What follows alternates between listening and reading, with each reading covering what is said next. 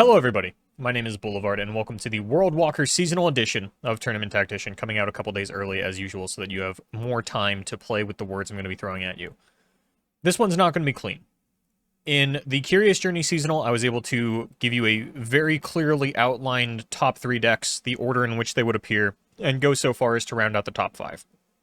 At least in the Americas.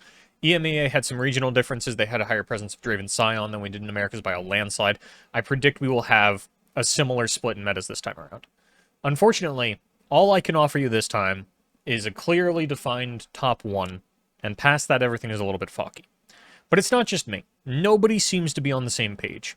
I've looked in at some other prep groups, a couple of top players, read some articles from a variety of sources, and everybody seems to have a different idea of both what is good, what kind of lineup they should be running, and what the general field is going to look like, as well as what they expect to be running into. And this highlights a concept that it should not be unfamiliar to card players, which is the correct play and the winning play. And in a perfect world, there's a large overlap between the winning play and the correct play, but that's not always the case. Now, the correct play tends to be the one that is driven by statistics, and then the winning play is the one that actually works out in that specific instance. An example of this is your opponent plays a One of Ruination, and they still have 45 cards in their deck, and you say, wow, there's no way they have that One of Ruination. And statistically, they don't. The correct play would be to play as if they do not have Ruination, but if they do have it, then it is not the winning play. Similarly with the seasonal, if I told you that 1,000 competitors would be bringing Winding Light, then the correct play would be to bring 3 decks that absolutely hose Winding Light and care about no other matchup. But if your 9 opponents happen to be from the 23 competitors that did not bring Winding Light, it is not the winning play. As such, the correct play is hard to identify. The winning play, impossible. What I will try to do for you here is just give you all of the knowledge that I've accumulated from mulling over the stats, the tournaments that we've had, which are now sparse, so on and so forth, and try to guide you toward the most correct play, as I always have, as all I can do given the information provided. The winning play is very subjective. You will not know it until the day comes and you either made it or you didn't. You know, you can prepare for Winding Light TF Nami lineups all you want, and if the top 32 happens to be all Winding Light TF Nami lineups, then you made the correct play. But if your opponents weren't playing those decks, you didn't make the winning one. So with that said, let's get into it.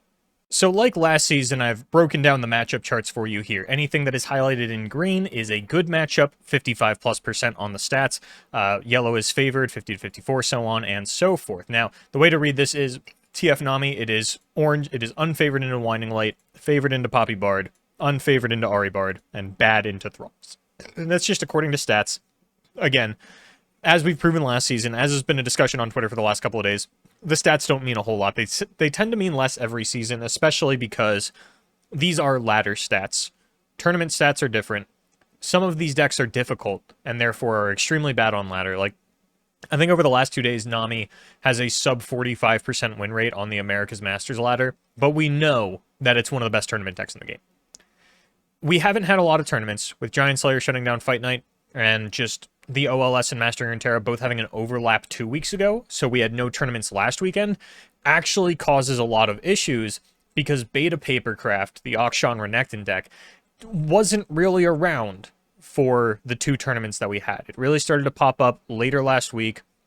We got it in the Golden Aegis finals. It was only run alongside Alpha Papercraft. I don't think that's going to be the case going into the seasonal. I think players are actually at a point where they feel like this is the Alpha and this is the Beta. You will see more Auction Renekton than you will see Riven Fizz. You will not necessarily see them both in the same lineup. I think you will see them independent of each other. So we don't really know how this deck performs in tournaments because we just haven't had any. So there's a blind spot. There's a lot of blind spots here. Here's what I can tell you for certain. Number 1, Winding Light's going to be the most popular deck. Bar none, not debatable. I think what we are looking at past that is we have historical precedent for this as well. This is the Guardians of the Ancient Seasonal from last season. These are the decks coming out of top 32. Or going into top 32. As you can tell, our top end is very low. Azir Aurelia is the only deck that broke 10 people in the top cut. From there, things kind of break down. It's not even necessarily, you know, this crazy amount of one-ofs like we got out of the Bandlewood season. It's just like a lot of 2 to 5 ofs. And I think this is the kind of meta that we're looking at. And it's just a difficult meta to prep for. And I can't really solve that for you.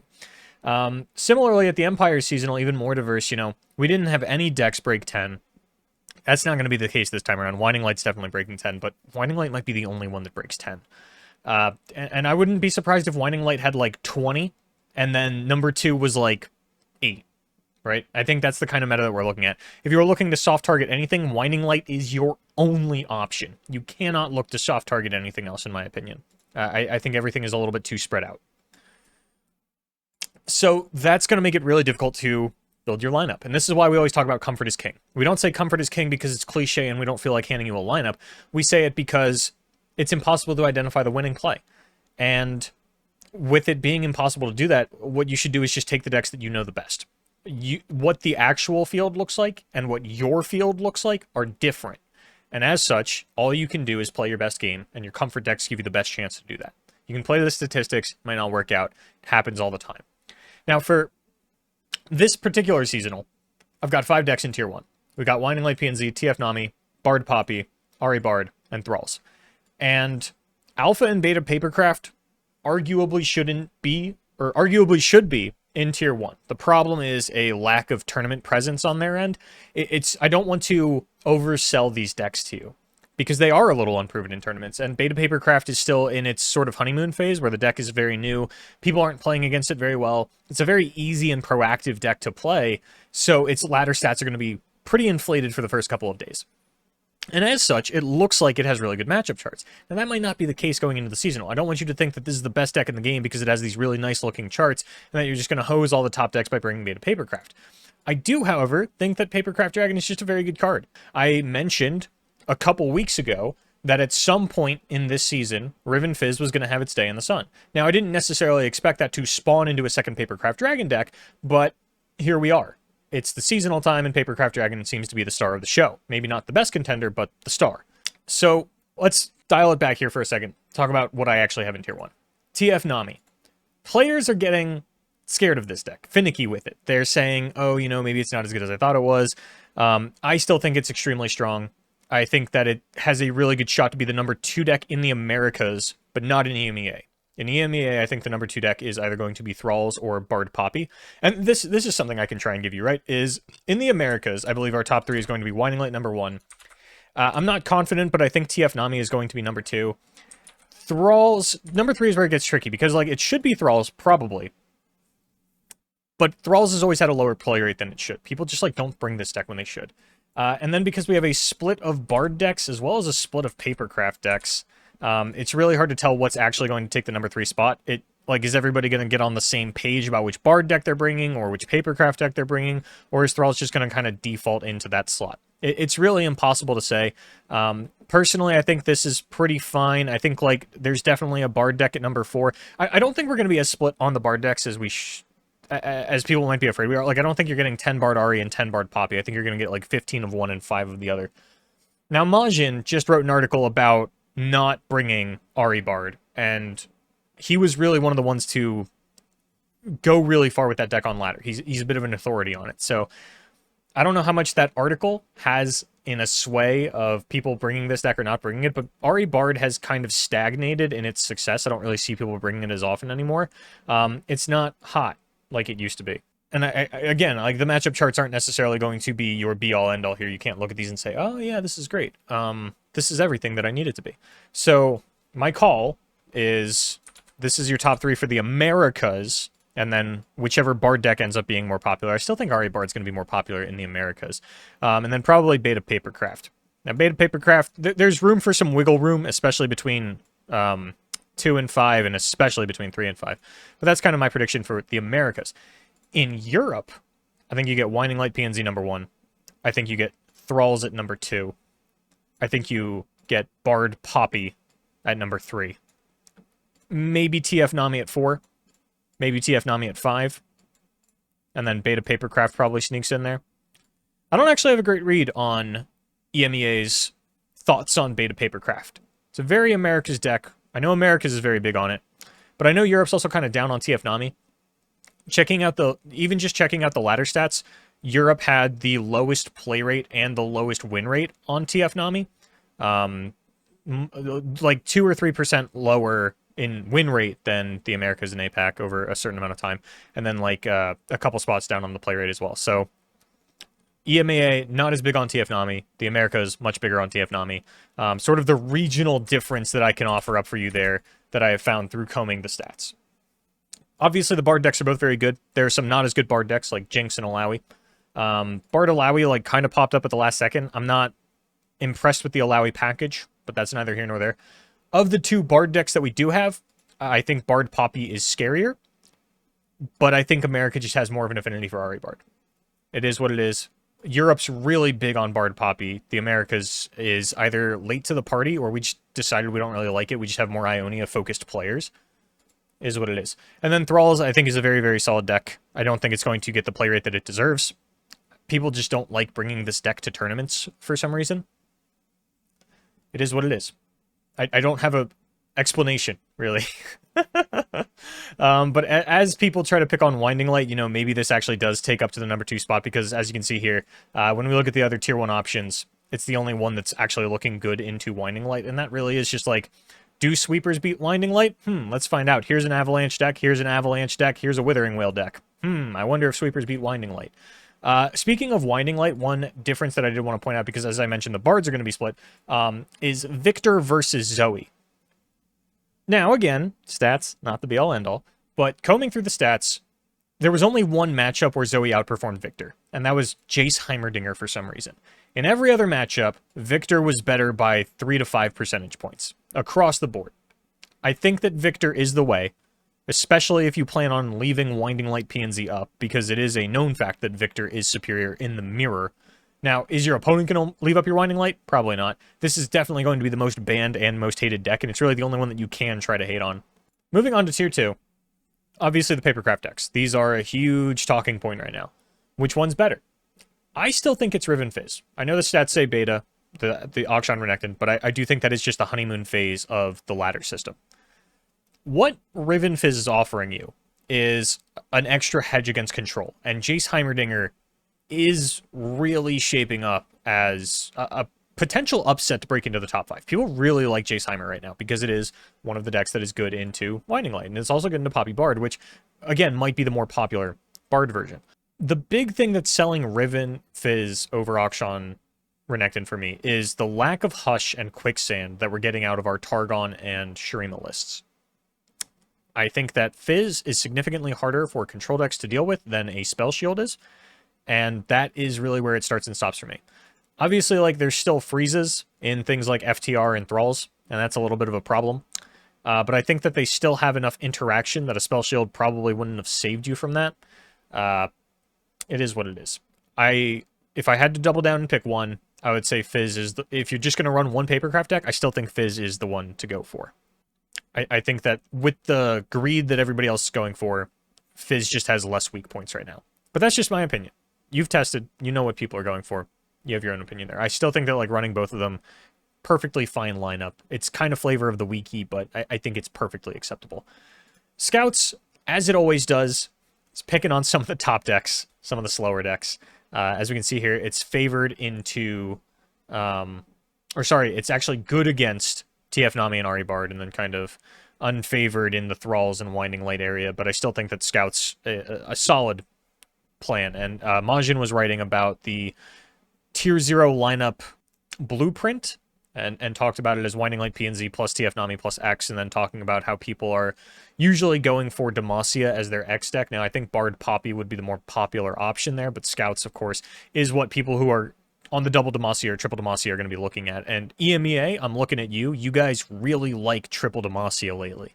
The last couple of seasons, I don't know what it is with you guys, but Scouts is going to have a high presence in EMEA, I would say. That's the deck that they seem big on. Moving on, Azir Aurelia had a bit of a resurgence lately. It's good into Thralls, which, again, Thralls, very good chance to be the number 2 represented deck in either region. Makes it a very appealing sort of option here. The bad Winding Light matchup, like really bad, it's one of the only Tier 2 decks with a bad Winding Light matchup, does make it a little bit of a scary prospect if you have another glaring weakness in your lineup, but I think that most people should be on the ban Winding Light train. So then we get down into FTR and Jaceheimer, and I'm not big on control right now. Yes, you beat Winding Light, which should be the most popular deck. But if you run into some mad person who's running like Thralls and Double Papercraft, which really doesn't sound out of the question, you're in a lot of trouble. You are in a near unwinnable matchup. You know, it's going to be really rough for you. And I'm just not confident that you could get it done. I think that these decks have a really high potential to be a liability for you. But like I said, it's the winning play versus the correct play. The correct play says that, like, yeah, control should be fine. You're going to run into a lot of Winding Light. But I wouldn't risk it. I think that, like, Thralls having a huge resurgence, especially in the last 2 to 3 days, taking over the #1 spot on ladder again, combined with the flavor of the weak nature of Papercraft going into the seasonal, the unproven, for better or worse, tournament statistics on these decks, I think make them very scary for a lot of players, where they don't have the comfort in knowing that this was out for a big tournament weekend and it didn't succeed, or what kind of lineup succeeded against it. So I think that these decks are really going to scare a lot of the newer players, and that is something that I would value if I were competing in this seasonal, is throwing off your opponent's ban strategy, playing a lot of decks that they're afraid of. I think Thralls, Double Papercraft is a lineup that I could see myself playing, but I've played so much Winding Light PNZ, and I believe in that deck so hard that it'd be hard to talk myself into this, but this would definitely be like my backup lineup. And then we get to Tier 3, where pretty much everything loses to Winding Light. Is just like the consensus on Tier 3. Now, Draven's Scion is something that I've seen a lot of players talking about again. Now, I don't know about EMEA. They might be big on this deck still, but the Americas players that I've seen on it, it's confusing to me, because while you can definitely contend for some swings in the percentage points from ladder, having a sub 45% win rate into Winding Light and Thralls would scare me a lot. I don't think Poppy Bard is going to be as popular in the Americas. And again, I think it's going to be very popular in EMEA, so we might see a surge of Draven Scion in EMEA. I think there it is much more defensible than the Americas. But I don't have anything too specific I want to get into when I talk about Tier 3. Like, Draven Scion doesn't make a lot of sense to me. Annie Jhin is like the only aggro deck we really have. If you're going for a counter Thralls lineup, which again I would not recommend, then yeah, maybe you go for the Annie Jhin. Maybe you just want to try to smork your way through the seasonal, which I think is an awful plan, as it tends to be. Annie TF, most popular ladder deck, but boy oh boy is this just... I said it on Twitter, I'll say it again here. Annie Twisted Fate, I believe, is the worst tournament performing, most popular ladder deck we have ever had in Legends of Runeterra. This deck sucks. Just play Nami Twisted Fate. Oh, I didn't learn how to play it. You got 2 days. I'll learn it. Then we move on to Sundisk, which has some... You know, it beats Nami and Thralls, which is pretty cool. Overall, I tried Sundisk a little bit earlier this season. I wasn't having a great time with it, but it is still, again, you do have people that are going to be bringing control. You do have people that are going to be bringing Thralls. I'm not expecting Ari Bard to be like super popular. And again, you have a bad matchup there because they play 5 Homecoming. But there's not going to be a lot of Noxus control, and there's not going to be a lot of Ionia. Maybe your plan is ban Ari Bard. It's not. It's ban Winding Light. But I definitely think that Sundisk has a lineup that it fits into. And I could see its top 32 presence actually going up considerably if there's not a lot of Ari Bard in Top Cut. But I don't think we'll actually know that with the seasonals being condensed down into one weekend. So it's a little bit of a risk, but I think Sundisk might be a good dark horse pick for this seasonal. Viego, we've just returned to Viego Shurima pretty much across the board. Its matchups into the top end isn't looking great, but again, you're not just going to be playing into the Tier 1 decks all day. You're going to be playing into lineups that are comprised of Tier 2 and 3 decks as your opponents also try to beat the Tier 1 decks, or try to avoid people that have studied these charts religiously and are just looking to hard-targeted decks. So I think Viego does very well against a lot of the Tier 2 and 3 field. Not so much the Papercraft. I think it does very well against Control. Again, any Hourglass deck, I'm going to say, is favored into Control. It definitely feels that way. So it's a little bit too level 3 for me. I could see you breaking it out in Top Cut, but for the Swiss rounds, I would advise against it. Frostbite midrange blows chunks.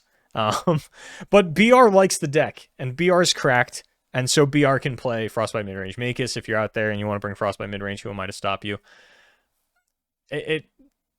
Personally, I feel like it comes down to the Reckoning too much. Can you get off a good Reckoning? If yes, you win. If not, no.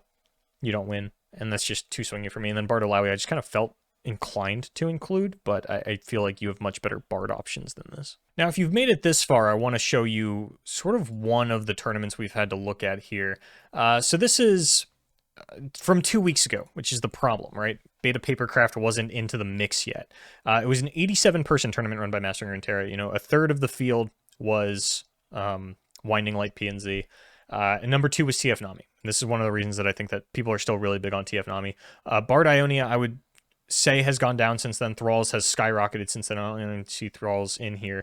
But again, Scouts is... There were some EMEA players in this tournament, so the stats are going to be a little bit skewed versus how you would see just a straight-up America seasonal, because I do think quite a few of the Scouts players were EMEA players. But Ari Bard and Jace Heimer were very popular choices a couple of weeks ago, but now I think with the rise of Papercraft, these are going to fall off a little bit. But this is sort of the breakdown that we had of the one large tournament that we do get to look at, that we get to look at the stats of. The top 8 was a lot of TF Nami, and then Winding Light, they broke it down weird because it's Victor versus Zoe, but that was another 3 of, and then, of course, Iz Riven was doing things even before we had the Auction Renekton, and the deck is just good. It's not gimmicky. It's good, I promise. And then Viego Shurima actually surprised me a little bit. But again, with double Papercraft running around, I think that control decks get a little bit weaker. And I think that double Papercraft is something that I'm a big fan of right now. But that's kind of that. I know it's not as comprehensive, as educational, as helpful, maybe, as you wanted it to be. And trust me, I did everything that I could. But at the end of the day, this tournament's going to be a bit of a crapshoot. And like I said... So, assuming that, like, these are our top 5 decks, like, the numbers that I'm expecting these to put up is, like, probably close to 20 on the end of Winding Light PNZ, maybe as low as, like, 17. TF Nami, I could see as high as 12, but really I could see as low as, like, 7 as well. Bard Ari, no higher than 10, maybe 8, as low as, like, 4 or even 3. Bard Poppy, I think a similar vein. I could see a few more than that, though. And then for the low end, I actually don't see this going lower than like 6.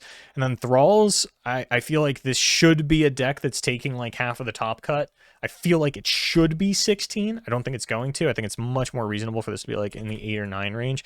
And again, like those previous seasonals, I think we're just going to have like one deck that runs away with it, and then like a bunch of decks that are in the like 7 to 10 range, all within a couple of percentage points of each other. But that is what I would expect the general field to be. That is what I would expect to prepare for. And then the Alpha and Beta Papercraft, if we want to include those in the mix, I think Beta Papercraft is going to be more popular. I could see this actually breaking 10. I could see it being as high as like 12. Alpha, can't really see higher than 9, because I don't think people are going to split these, and people definitely seem bigger on the Beta than the Alpha right now. As confusing as that is for my naming conventions, because that's just what I called it last week, and I don't want to really confuse people on that one, because when these came out, they were only played together. But Alpha Papercraft I could see going as low as like 2, or probably more like 3. And then Beta Papercraft like 4. Again, these numbers look really awkward, but that's just kind of like my gut reaction.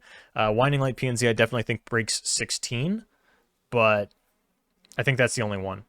I don't think anything like Thralls should, but it won't. But that's all the nuggets of wisdom I can give you. Again, it's just a wide open seasonal. We're not going to see clear dominance from any one deck outside of Winding Light PNZ. EMEA is going to be a little bit more Thralls and Bard Poppy heavy.